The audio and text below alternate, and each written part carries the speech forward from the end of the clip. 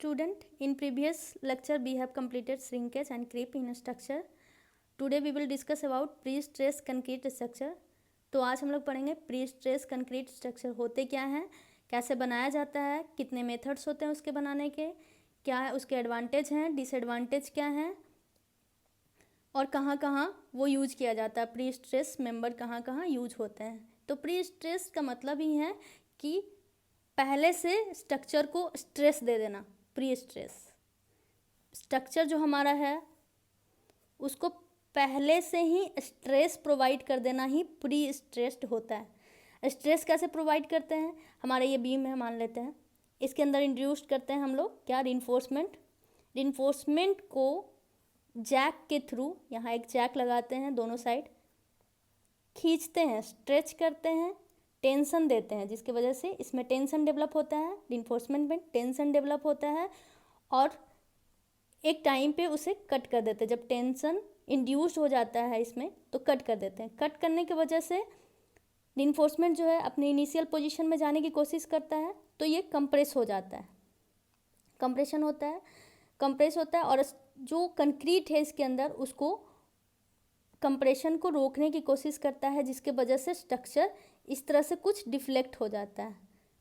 तो कंक्रीट में रिइंफोर्समेंट को टेंशन प्रोवाइड करके इसमें स्ट्रेस इंड्यूस्ड करना, कंप्रेसिव स्ट्रेस इंट्रोड्यूस करवाना, उसी को प्री स्ट्रेस कहते हैं।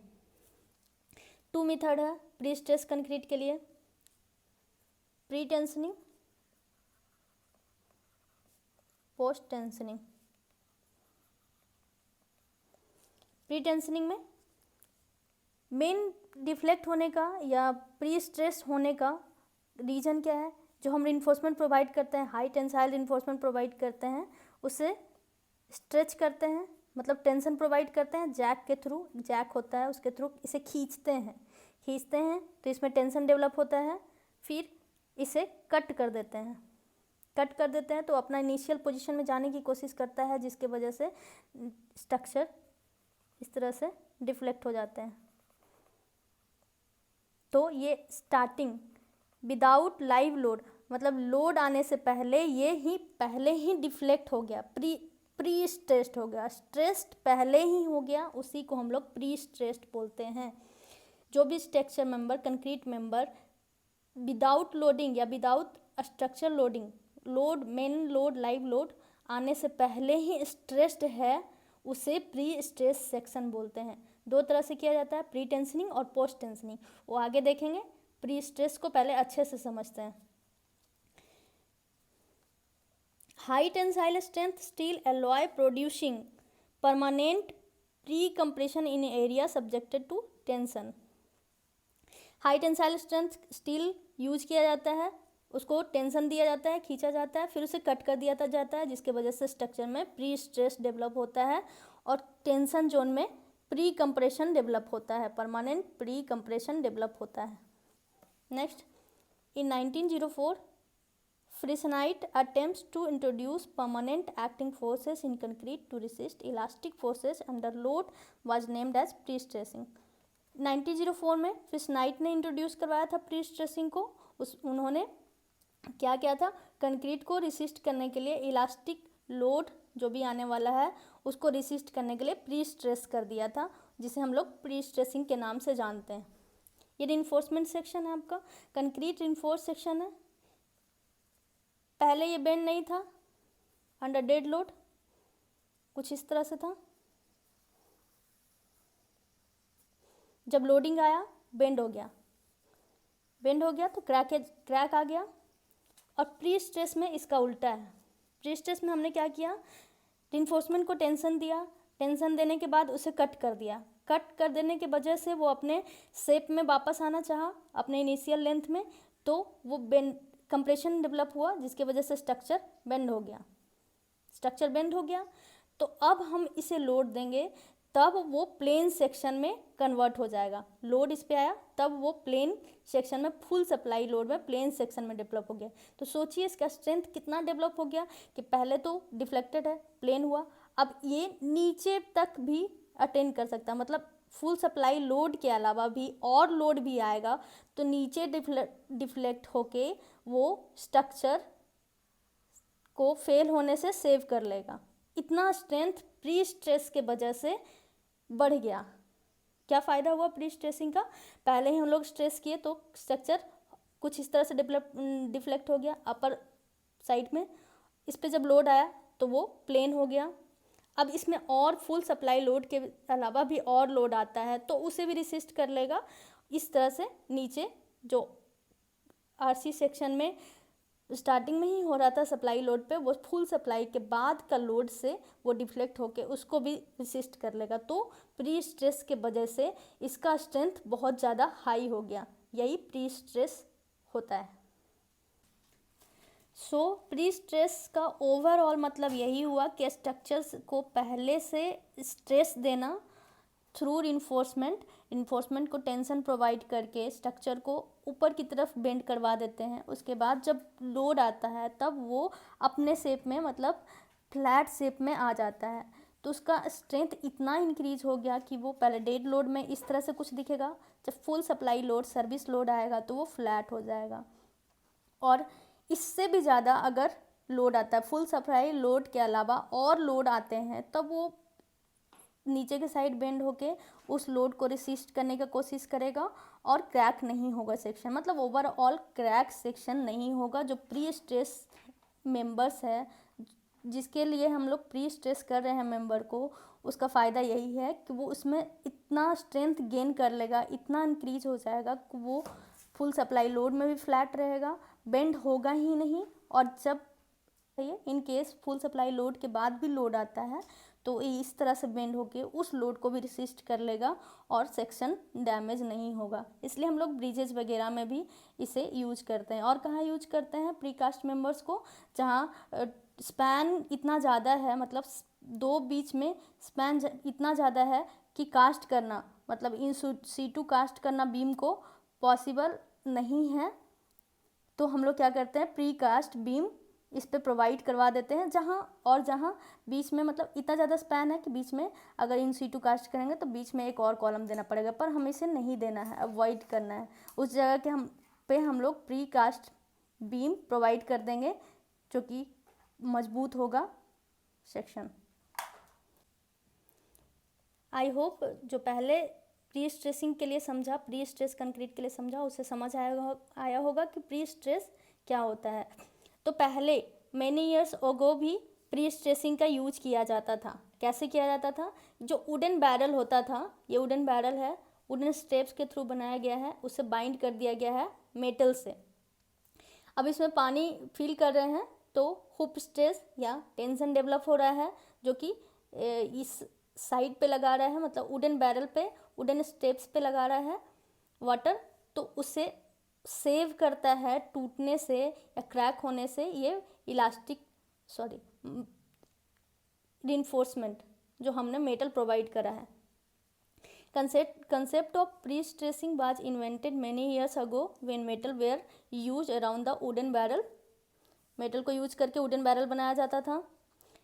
Metal bands were tighten under the tensile stress, मतलब मेटल आपका वुडन बैरल है, उसके किनारे जो मेटल्स बांधा, आपका वुडन बैरल है उसके किनारे जो मेटल्स बांधा जा रहा है उसको स्ट्रेस करके, मतलब टेंशन प्रोवाइड कर, खींच करके उसके चारों ओर इस तरह से बाइंड किया जा रहा है, टेंशन प्रोवाइड करके उसे बाइंड किया जा रहा है। टेंशन प्रोवाइड करने के वजह से वो कंप्रेस करेगा, जो भी बैरल है हमारा उसे कंप्रेस करेगा, तो कंप्रेशन फोर्स इंड्यूस्ड होगा। अब वाटर का जो टेंशन आएगा, कंप्रेशन फोर्स उसे रेसिस्ट कर लेगा। The metal bands were tighten under tensile stress produce करा के मेटल को हम लोग बाइंड करेंगे चारों तरफ, which create compression between the steps, जो कि कंप्रेशन स्टेप्स के बीच में, ये स्टेप्स हो गया, उसके बीच में कंप्रेशन डेवलप करेगा। Allowing them to resist internal liquid pressure, वो क्या करेगा, कंप्रेशन इंटरनल लिक्विड प्रेशर, पानी के भरने के वजह से इंटरनल जो लिक्विड प्रेशर आ रहा है उसको रेसिस्ट करेगा, काउंटरएक्ट करेगा। Principle of pre stressing, Pre-stressing is a method in which compression force is applied to reinforced concrete section. Pre-stressing में क्या है, कंप्रेशन फोर्स इंट्रोड्यूस करवाया जाता है रिइंफोर्स सेक्शन को. सेक्शन है हमारा. कंप्रेशन फोर्स इंड्यूस्ड कैसे करवाया जाता है, ये हमारा रिइंफोर्समेंट है. रिइंफोर्समेंट को स्ट्रेच किया जाता है, फिर एक पोजीशन अटेन करने के बाद दोनों साइड से कट कर दिया जाता है. जब कट होगा तो ये सिकुड़ेगा, मतलब कंप्रेशन डेवलप होगा, जिसके वजह से इस टेंशन जोन में कंप्रेशन होगा, क्रिएट होगा. कैसे, ये छोटा होने का कोशिश करेगा, कंक्रीट उसे पकड़ने का कोशिश करेगा, तो वो कंप्रेशन डेवलप होगा. इसी तरह से स्ट्रेस इंट्रोड्यूस करवाया जाता है. Pre stressing is the method in which compression is applied to reinforce concrete section. The effect of pre-stressing is to reduce the tensile stress in the section to the point till the tensile stress is below the cracking stress. Thus, concrete does not crack. This means that pre-stress induced करवा के structure में जो tensile stress develop हो रहा है उसे इतना कम कर देते हैं हम कि क्रैकिंग डेवलप नहीं होगा. Thus, concrete does not crack. तब वो कंक्रीट क्रैक नहीं होगा. मतलब प्री स्ट्रेसिंग इंट्रोड्यूस करवा के टेंसाइल स्ट्रेस को इतना लो कर देते हैं जिस स्ट्रेस से वो क्रैकिंग नहीं होगा, इतना तक कर देते हैं, तो क्रैक डेवलप नहीं होता है. It is then possible to treat concrete as a elastic material. Due to pre stressing concrete को as a elastic material treat करने में पॉसिबल हम हो पाते हैं. Using high tensile strength steel alloy producing permanent pre-compression in the area subjected to tension. क्या main principal pre stressing का क्या है कि हम जो टेंशन जोन है, टेंशन एरिया है, उसमें प्री कंप्रेशन इंट्रोड्यूस करवाते हैं, जिसके वजह से स्ट्रक्चर और मजबूत हो जाता है और टेंसाइल स्ट्रेस को कम करने में मदद करता है प्री कंप्रेशन इंट्रोड्यूस करवाने से. The concrete can be visualized to have two compressive force. कौन कौन सा कंप्रेसिव फोर्स हो जाएगा? Internal pre stressing force, pre stress की वजह से जो कंप्रेशन हुआ, हमने इसके रिइंफोर्समेंट को खींचने के बाद कट कर दिया, होने की वजह से इसमें कंप्रेशन डेवलप होगा, अंदर जाना चाहेगा तो कंप्रेशन. एक्सटर्नल फोर्सेस क्या क्या आएगा स्ट्रक्चर पे? डेड लोड, इसका सेल्फ वेट, और लाइव लोड जो यूज होने वाला है, जिसके लिए हमने स्ट्रक्चर डिजाइन करा है. ये स्टेजेस होते हैं कंक्रीट के, प्री स्ट्रेस कंक्रीट के. स्ट्रक्चर है, रिइंफोर्समेंट को इंट्रोड्यूस करवाया गया, इसे स्ट्रेच किया गया. जब स्ट्रक्चर अपना गेन कर लेता है स्ट्रेंथ, तो उस टेंडन को या रिइंफोर्समेंट को कट कर देते हैं. कट करने की वजह से जो हमने खींचा था वो छोटा होना चाहेगा, जिसकी वजह से स्ट्रक्चर में कंप्रेशन डेवलप होता है, कंप्रेस होता है स्ट्रक्चर. कंप्रेस होने की वजह से स्ट्रक्चर कुछ इस तरह से बेंड हो जाता है. फिर इस पर फुल सप्लाई लोड आया, मतलब जो लाइव लोड, जिस लोड के लिए हमने डिजाइन करा वो लोड आया, तो स्ट्रक्चर अपने इनिशियल पोजीशन में चला जाता है जैसा स्ट्रक्चर को होना चाहिए, तो क्रैक डेवलप नहीं होते हैं. यही है pre stress concrete. Pre stressing force अगर सीजी सेंटर ऑफ ग्रेविटी पे होता है, मतलब रिइंफोर्समेंट अगर हम ग्रेविटी पे डेवलप करते हैं तो क्या बेनिफिट होगा, ये देखते हैं. क्रॉस सेक्शन है, हमने प्रोवाइड करा रिइंफोर्समेंट सीजी पे, सेंटर ऑफ ग्रेविटी पे, जो कि एक रेक्टेंगल सेक्शन का सेंटर ऑफ ग्रेविटी हमेशा इसका हाफ होता है. टोटल डेप्थ का हाफ सीजी होगा. तो pre stressing force square stress from dead load इस तरह से हो गया, स्ट्रेस फ्रॉम लाइव लोड इस तरह से होगा, इक्वल टू आपका लार्ज कंप्रेसिव और वेरी लिटिल टेंशन डेवलप होगा, स्ट्रेस रिजल्टेंट. दूसरा केस, अगर हम लोग थोड़ा इसेंट्रिक लेते हैं, मतलब सेंटर ऑफ ग्रेविटी से थोड़ा सा नीचे आते हैं, इसेंट्रिसिटी से बोलते हैं, जितना भी नीचे होगा सेंटर ऑफ ग्रेविटी से उस लेंथ को हम लोग इसेंट्रिसिटी बोलते हैं. तो ये थोड़ा उससे ज़्यादा बेनिफिशियल है. इसमें कैसे करते हैं, प्री स्ट्रेसिंग फोर्स आया, स्क्वायर भी आया, रेक्टेंगुलर भी आया, प्लस ये आपका इस तरह से स्ट्रेस डेवलप हुआ, stress from dead load, stress from live load, दोनों को इक्वल करके इसके वजह से स्मॉलर कंप्रेशन डेवलप हो रहा है और स्मॉलर टेंशन भी डेवलप हो रहा है, स्ट्रेस रिजल्टेंट। ये हमारा फॉर्मूला है, जब हम सॉल्व करेंगे न्यूमेरिकल ये सारे यूज में आएंगे। जब इसेंट्रिसिटी वाला क्वेश्चन यूज करेंगे तो ये फॉर्मूला यूज आएगा, जब रेनफोर्समेंट ऑन द सीजी होगा तो ये सारे फॉर्मूले यूज आएंगे। एडवांटेज ऑफ प्रीकास्ट या pre stress member, take full advantage of high strength concrete and high strength steel. मतलब जो भी हम M40 प्री स्ट्रेस में यूज करते हैं ग्रेड कंक्रीट का, और जो भी हाई टेंसाइल FE500 या जो भी यूज कर रहे हैं स्टील, उसका फुल एडवांटेज हम लोग प्री स्ट्रेस कंक्रीट में ले लेते हैं। Need less material, less material कैसे, सेक्शन इसका थोड़ा डेप्थ और ब्रेड्थ कम कर सकते हैं हम लोग, और हाई स्ट्रेंथ देगा जो RC सेक्शन से ज़्यादा होगा, इसीलिए लेस मटेरियल यूज होता है। Smaller and lighter structure, small need less material तो स्मॉल ही बनेगा, लाइटर सेक्शन ही होगा। नो क्रैक्स, क्रैक्स क्यों नहीं होगा, हमने पहले देखा क्योंकि ये पहले इंड्यूस्ड होता है इसमें स्ट्रेस, जब full supply length full supply load आता है इस पर तो स्ट्रक्चर स्ट्रेट शेप में आ जाता है, इसलिए क्रैक डेवलप नहीं हो पाता है। Use the entire section two resist load, पूरा सेक्शन जो है लोड रिसिस्ट करने के लिए यूज में आता है। बेटर कोरोजन रेजिस्टेंस, मतलब जो कोरोजन से अच्छा रेजिस्टेंस देता है ये structure. Good for water tanks and nuclear power plant, structure मजबूत होता है इसलिए वाटर टैंक का जो प्रेशर होता है उसको रिसिस्ट करने में एबल होता है, और न्यूक्लियर पावर प्लांट का जो प्रेशर आता है गैस के वजह से उसको भी रिसिस्ट करने में एबल होता है, इसलिए good for water tank and nuclear power plant. Very effective for deflection control, deflect नहीं होता है, मतलब जहाँ भी डिफ्लेक्शन आने का चांसेस है उस जगह हम प्री स्ट्रेस्ड मेंबर अगर यूज करते हैं तो डिफ्लेक्शन कम होगा, तो डिफ्लेक्शन कंट्रोल के लिए अच्छा है। Better shear resistance, shear resistance क्या होता है, शियर फोर्स क्या होता है, दो मेंबर्स के वजह से जो बीच में डेवलप होता है स्ट्रेस और शियर स्ट्रेस होता है, तो इसमें शियर रेजिस्टेंस अच्छा होता है, मतलब इसको शियर स्ट्रेस को रेसिस्ट करने का कैपेसिटी ज़्यादा होता है। ड्यूरेबिलिटी जो होता है इंक्रीज होता है, मतलब अगर RC सेक्शन का लाइफ 50 साल है तो इसका उससे ज़्यादा होगा, 60-70 जो भी होगा इससे ज़्यादा होगा, तो ड्यूरेबिलिटी इंक्रीज हो जाता है। Disadvantage of precast compare to RC, मतलब रिइंफोर्स्ड कंक्रीट के कंपेयर में प्री स्ट्रेस का क्या डिसएडवांटेज है वो देखते हैं। नीड हायर क्वालिटी, क्वालिटी जो होता है इस सेक्शन का, जो ग्रेड यूज कर रहे हैं कंक्रीट का वो ज़्यादा होगा, स्टील यूज कर रहे हैं वो ज़्यादा होगा, इसलिए कॉस्टलियर होगा। मोर कम्प्लेक्स टेक्निकली, कम्प्लेक्स ज़्यादा होता है, हम लोग पहले डिज़ाइन कर रहे हैं इसलिए, मतलब RC सेक्शन से ज़्यादा कॉम्प्लेक्स होता है।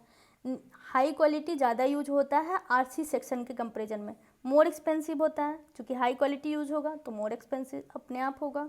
अप्लीकेशंस क्या क्या हैं, ब्रिज बनते हैं, ब्रिज जब भी देखोगे आप देखना जो भी मेंबर्स उसमें यूज किए रहते हैं वो प्री कास्ट होते हैं, कुछ कुछ ऑन द C2 बनाए जाते हैं, लेकिन मोस्ट ऑफ द मेंबर्स जो यूज किए जा रहे हैं ब्रिजेज में वो प्री कास्ट मेंबर होते हैं, प्री स्ट्रेस्ड मेंबर होते हैं।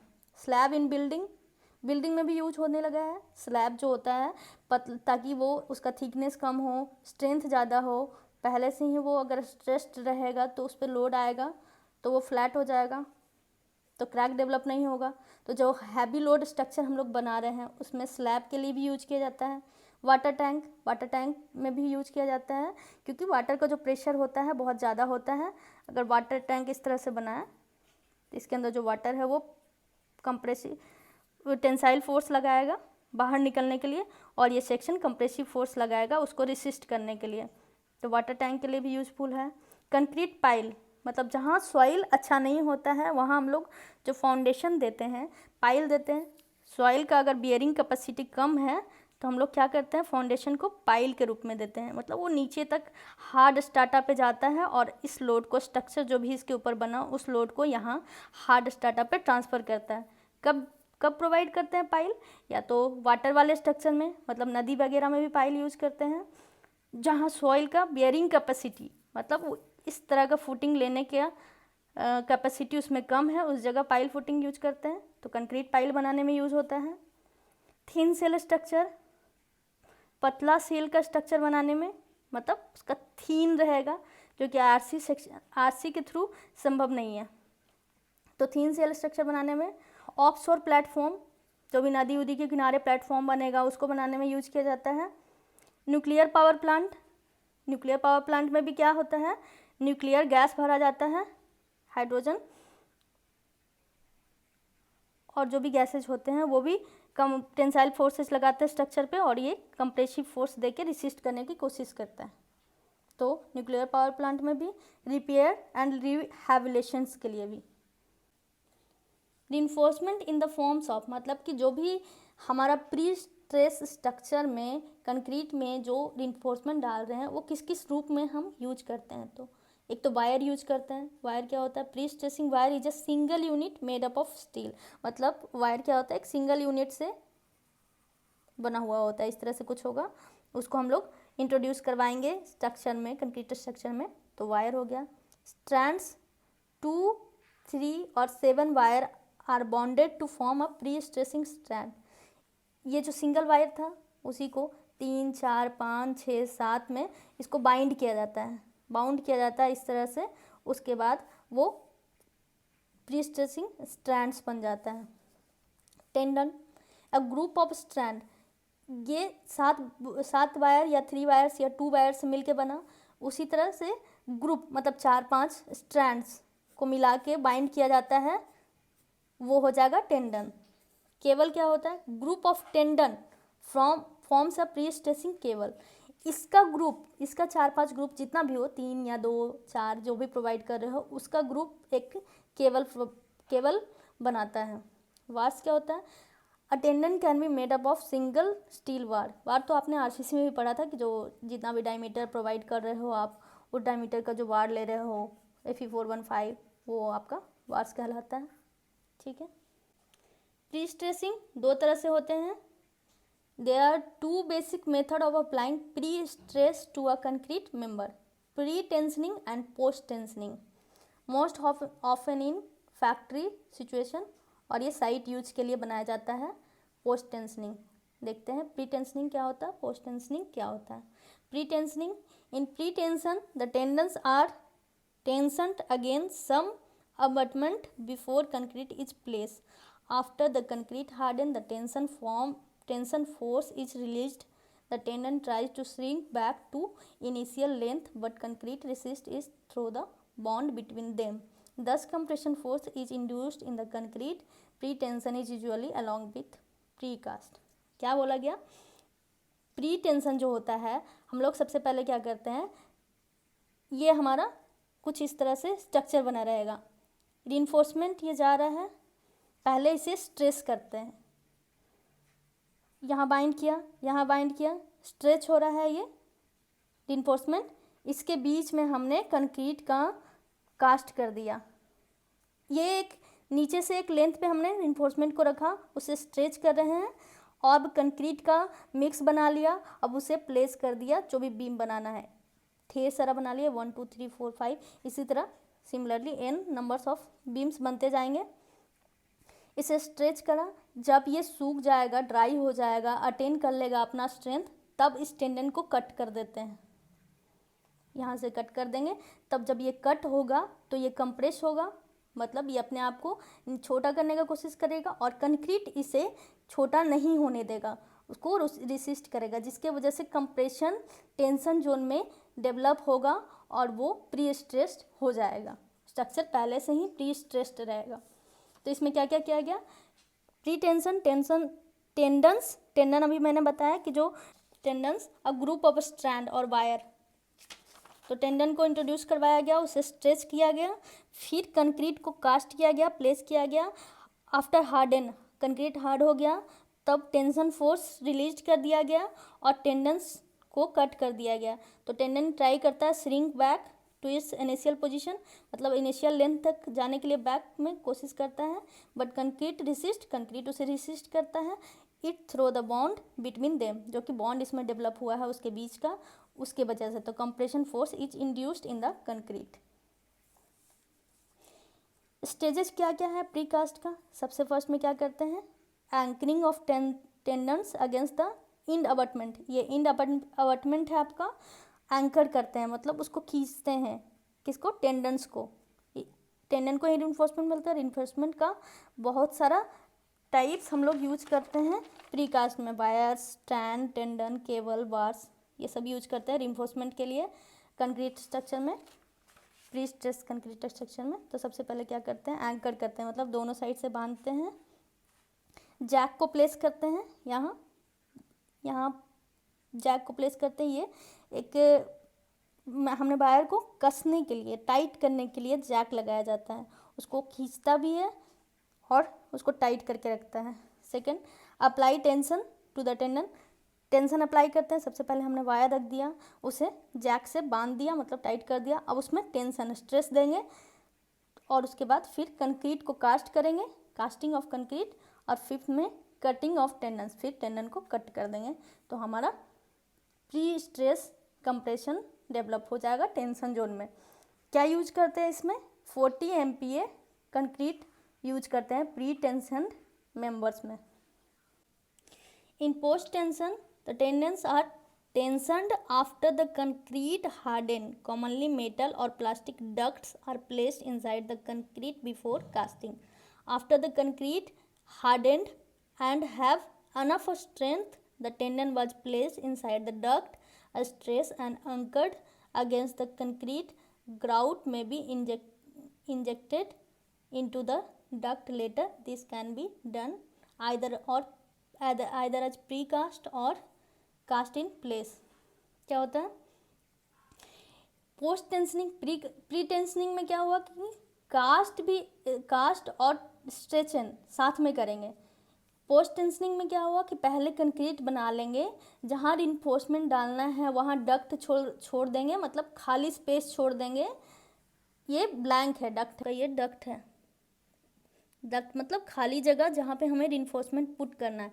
तो पहले इसमें क्या करेंगे, कास्ट कर लेंगे, जो कंक्रीट जिस ग्रेड का, M40 का जो भी डिजाइन करना है उसे कास्ट कर लेंगे, रिइंफोर्समेंट की जगह डक्ट्स छोड़ देंगे। सेकंड में जब ये हार्ड हो गया, अपना स्ट्रेंथ गेन कर लिया, तो उसमें हम लोग रिइंफोर्समेंट इन करेंगे डक्ट के थ्रू और उसे स्ट्रेच करेंगे, स्ट्रेच करने के बाद फिर कट कर देंगे, कट करके यहाँ पे एंकर लगा देंगे जो कि उसे बांधे रखेगा हमेशा।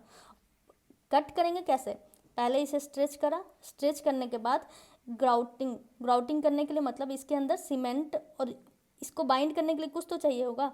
ऐसा थोड़े कि कंक्रीट का स्ट्रक्चर बन गया, इसमें डक्ट छोड़ दिया खाली, तो ये रिइंफोर्समेंट डालने के बाद ये चिपक गया, नहीं।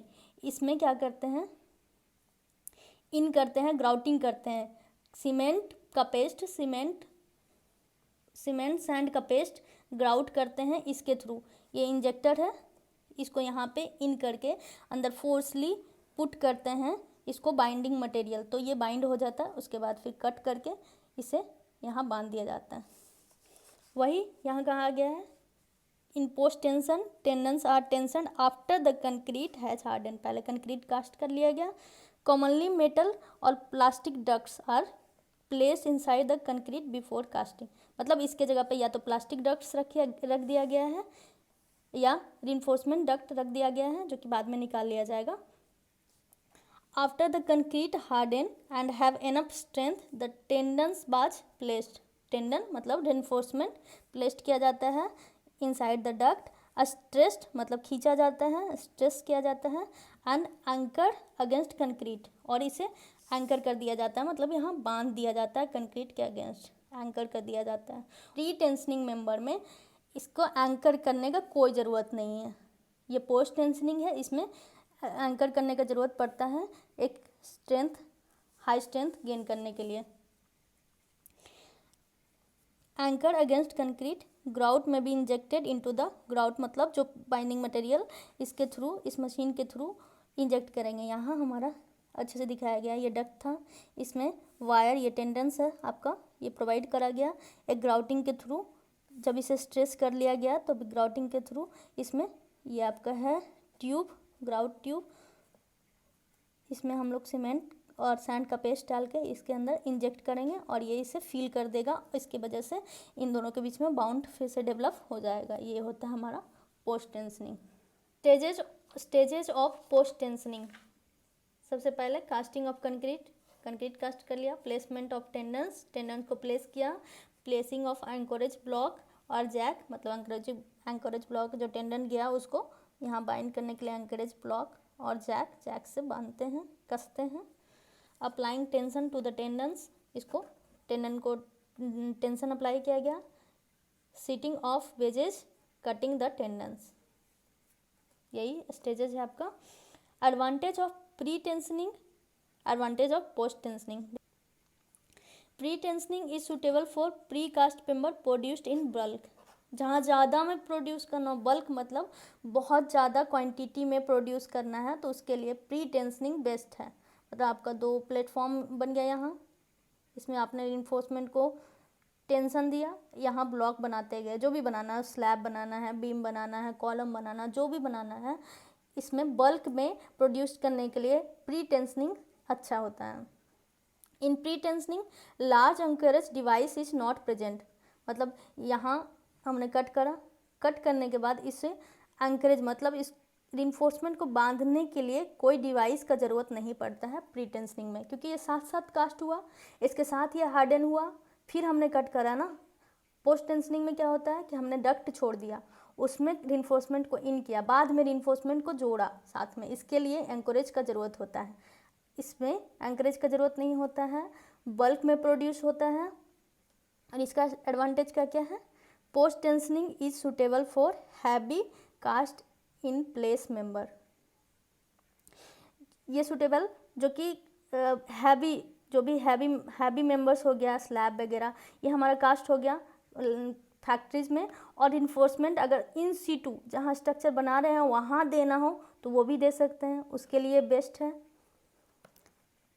The waiting period in casting bed is less, क्योंकि ये पूरा हार्डन होगा तब हम यहाँ कट करेंगे टेंडेंस को। इसमें हम लोग पहले कहीं भी कास्ट कर लेंगे, तो जो वेटिंग पीरियड होता है, कास्टिंग वेट जहाँ पे कास्ट हो रहा है पोस्ट टेंशनिंग, वो कम होता है इसके अपेक्षा, प्री टेंशनिंग के अपेक्षा।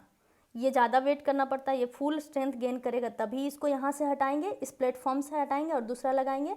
इसमें क्या है कि पहले हमने हार्डन कर लिया और कहीं भी उसे जैक प्लेस कर सकते हैं, मतलब इन्फोर्समेंट को खींच सकते हैं और उसको एंकर से बांध सकते हैं। The transfer of pre stress is independent of transmission length. Pre stress जो इंडिपेंडेंट होता है ट्रांसमिशन लेंथ से। Disadvantage of pre tensioning. A pre tensioning bed is required for a pre tension operation. मतलब pre tensioning एक bed कैसा, ये जहाँ भी ये हमने स्ट्रेच करा तो यहाँ एक बेड होता है, ये तो आपका कुछ एक बेस होगा जिसके ऊपर हम कास्ट करेंगे बीम, और नीचे कुछ रिवॉल्विंग व्हील्स लगे होते हैं। तो ये pre tensioning bed is required pre tensioning operation के लिए। There is a waiting period in pre stressing bed before the concrete attain sufficient strength. तब तक वेट करेंगे जब तक जो कंक्रीट हम कास्ट कर रहे हैं वो सफिशिएंट स्ट्रेंथ गेन ना कर सके, तब तक हम उस जगह को किसी और कास्टिंग के लिए यूज नहीं कर सकते हैं, उतना टाइम तक वेट करना पड़ेगा, ये इसका एक डिसएडवांटेज है।